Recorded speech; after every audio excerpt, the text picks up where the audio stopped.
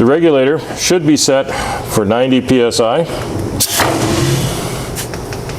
There it is. This handle here, we pull it up, snap it up, and then it'll adjust the air pressure. There is a small control panel to the operator's left, down below the top for the frame. The top switch is the control power switch.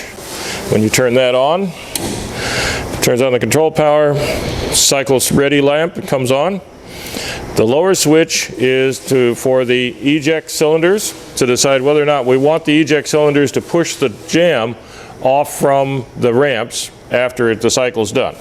To select that option, we can turn it on.